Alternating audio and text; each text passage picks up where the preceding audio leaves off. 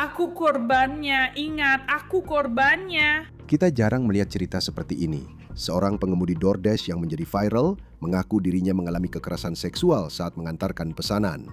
Tapi polisi mengatakan itu sama sekali tidak terjadi. Dan sekarang justru dia yang menghadapi tuduhan kejahatan berat dan grand jury baru saja mengambil keputusan besar. Jadi apa yang sebenarnya terjadi di dalam rumah itu? Dan apakah dia sudah melewati batas? Kami sedang mengulas kasus ini yang dipersembahkan oleh Law and Crime. Saya Chris Stewart.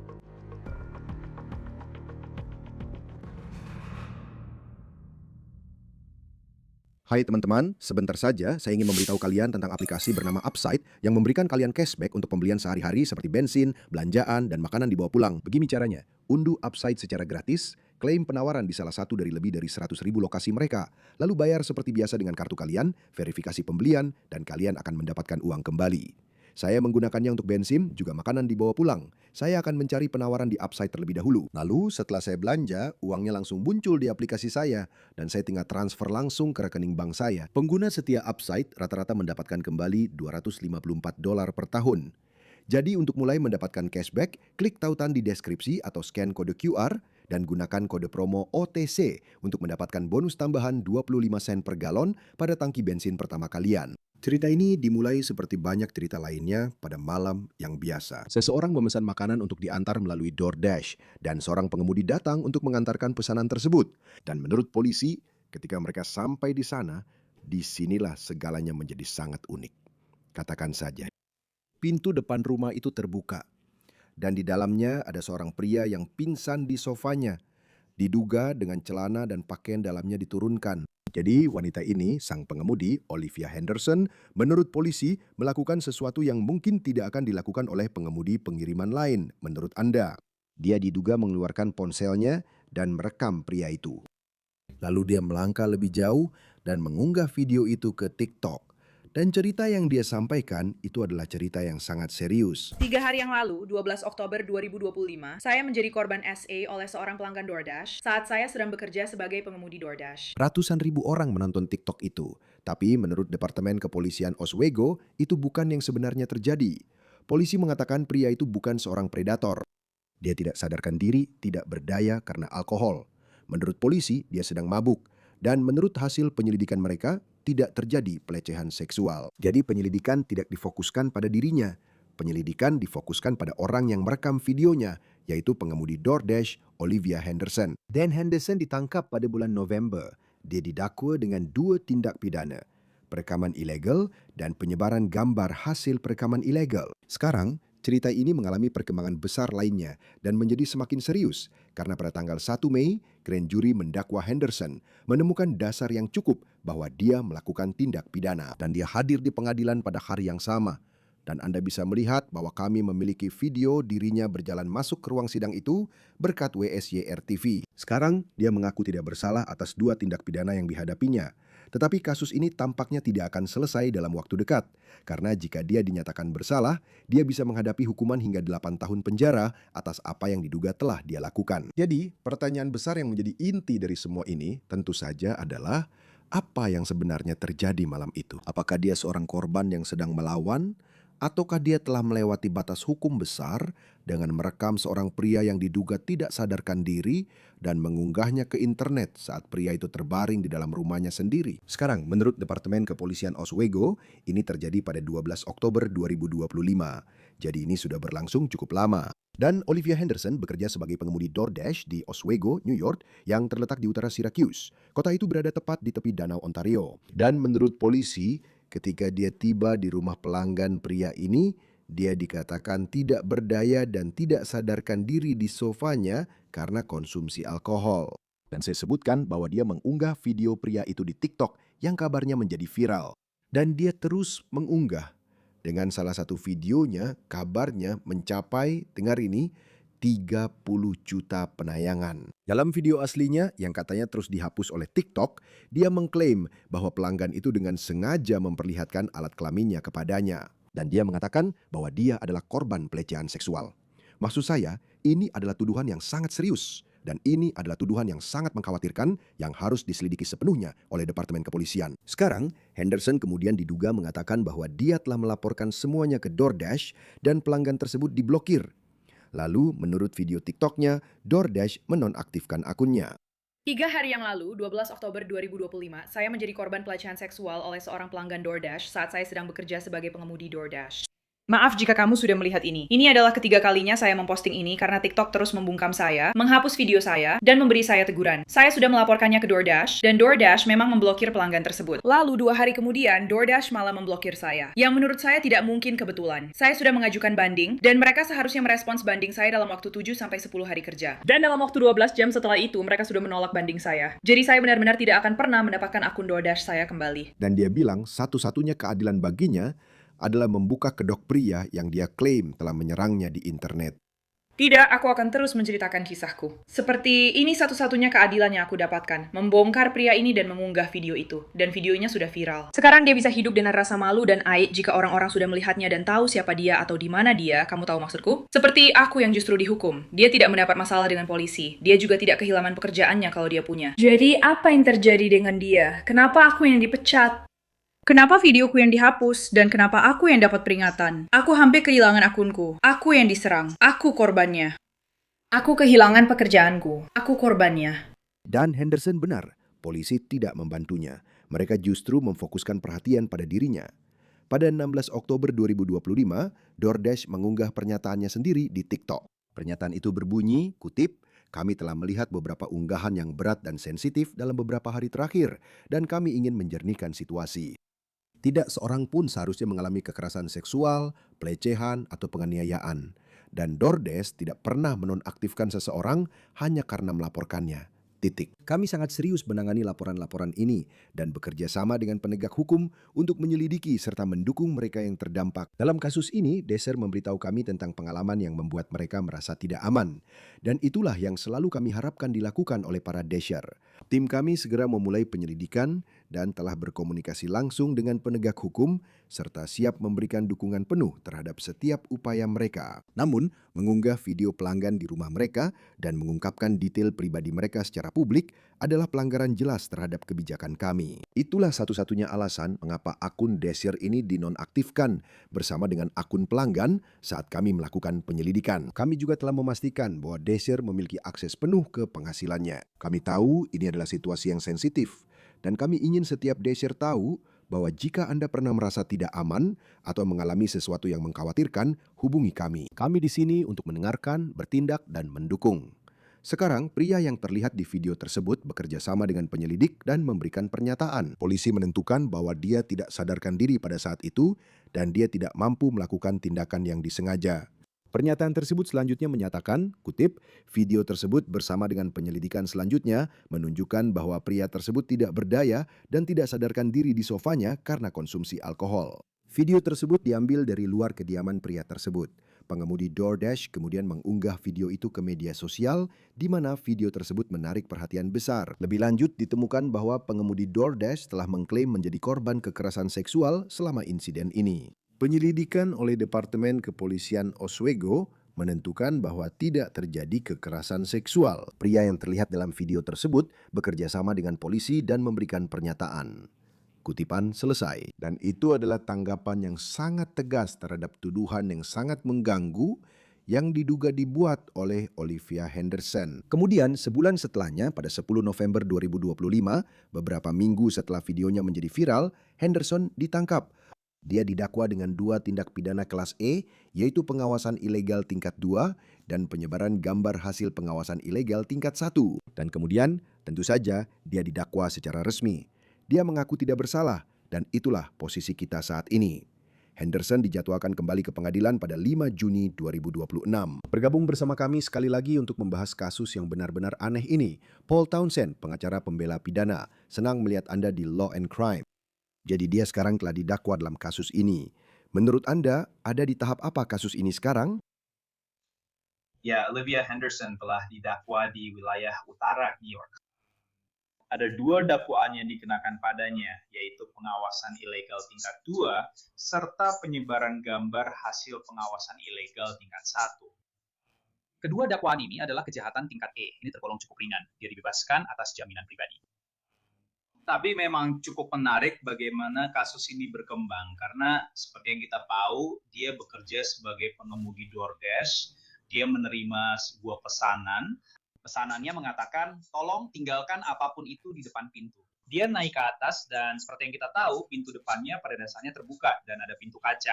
Lalu dia melihat korban dalam tanda kutip sedang mabuk di sofa dalam keadaan setengah telanjang.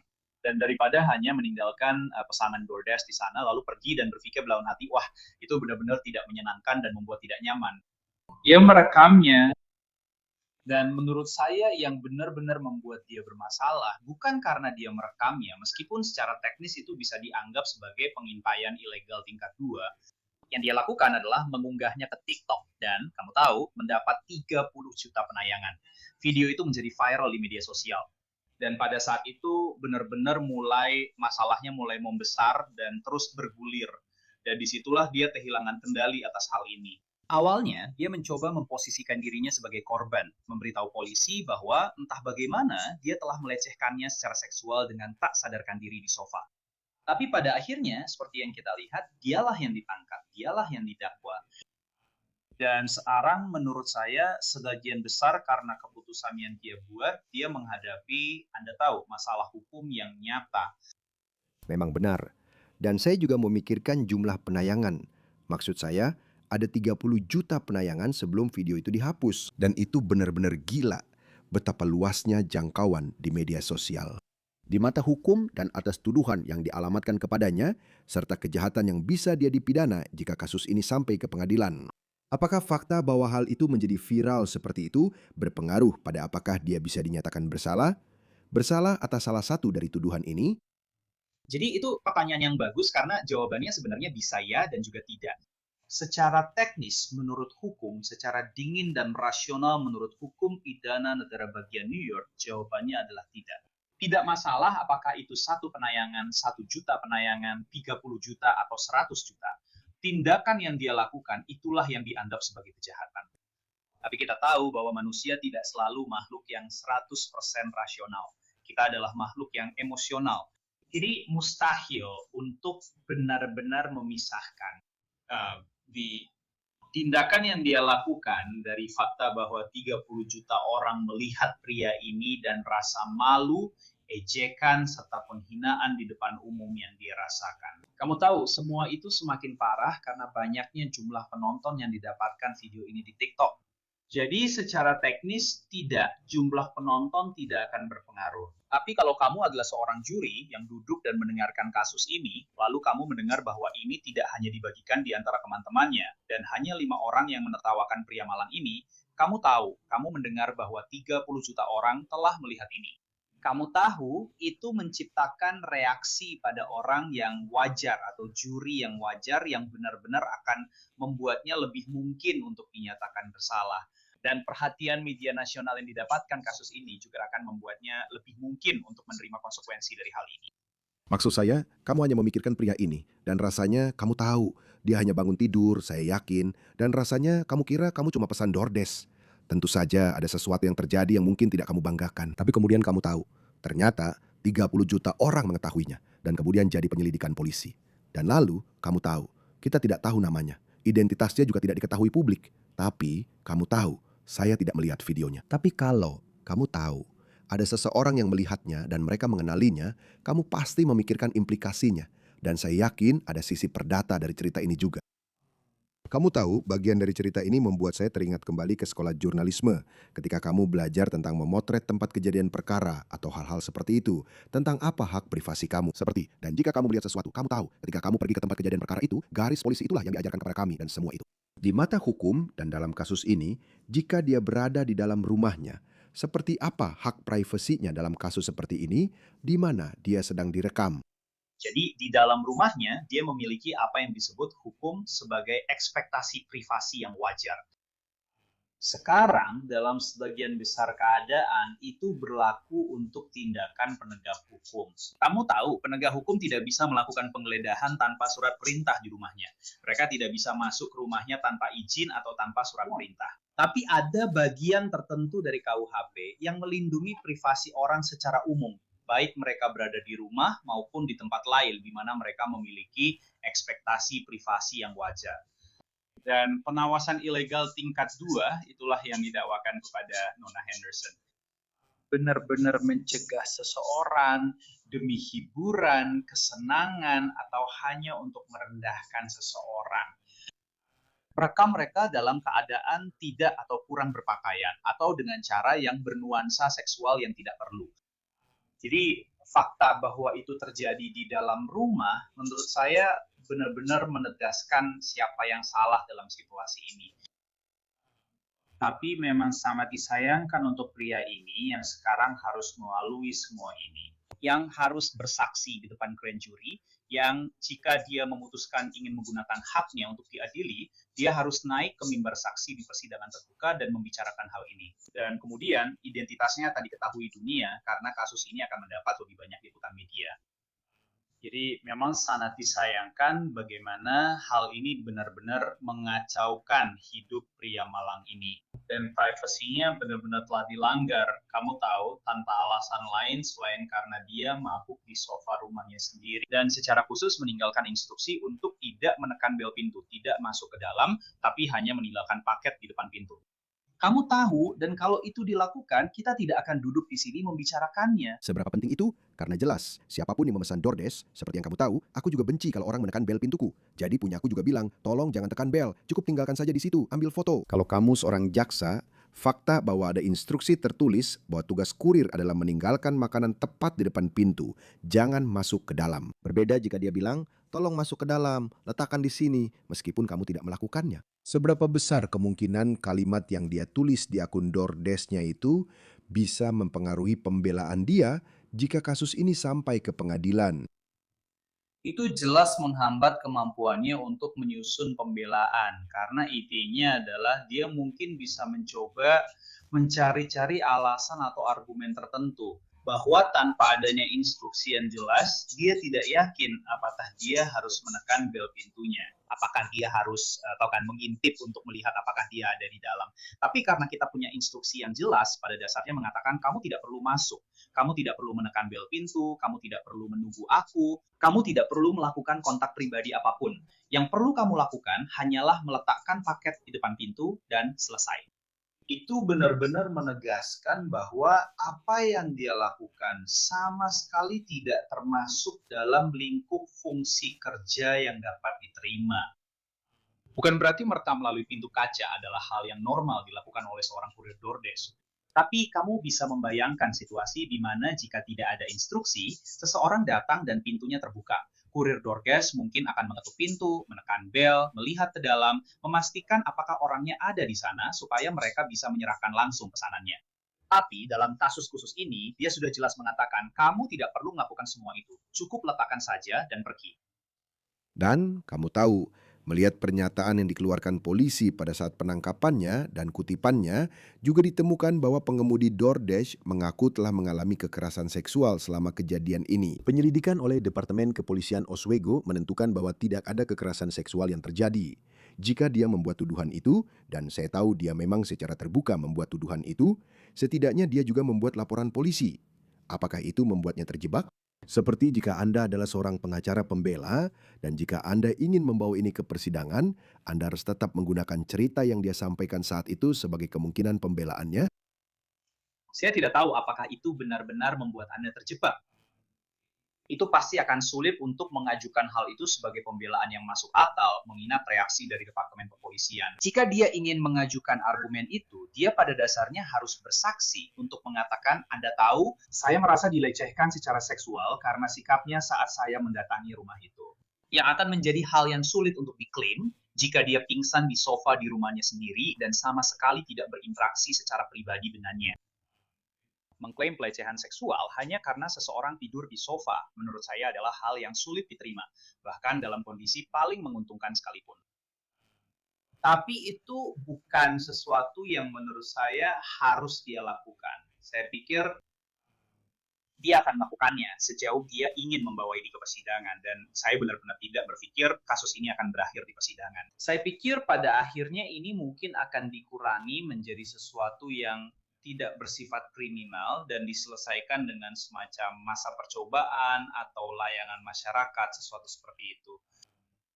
Dan saya pikir pihak pembela harus berargumen bahwa ini tidak dilakukan untuk hiburan atau keuntungan, tapi menurut saya itu argumen yang sulit diterima, dan dia mengunggahnya di TikTok. Ya, dan itu argumen yang sangat sulit diterima. Dan sesuai dengan pendapatmu, ya kalau ini tidak sampai ke persidangan. Tapi saya juga berpikir dari sisi perdata, ini bisa jadi masalah untuk dia mengingat, kamu tahu berapa banyak orang yang melihat video itu. Maksudnya bagaimana aspek itu ikut masuk? Misalnya, oke, ini bagian pidananya. Mungkin dia mencapai kesepakatan pengakuan bersalah dan kamu tahu akhirnya menjadi sesuatu yang tidak bersifat pidana kecuali kamu tahu kalau kamu adalah korban ini. 30 juta orang melihat video itu. Kamu tahu siapa yang tahu dampak seperti apa yang terjadi pada hidupnya karena kamu tahu kita tidak tahu identitasnya saat ini. Seperti bagaimana hal itu bisa dinilai dan bagaimana memahami dampak sebenarnya terhadap hidupnya. Tapi juga mengetahui bahwa sebagai pengemudi DoorDash, dia mungkin bukan seseorang yang punya banyak uang di usia 23 tahun.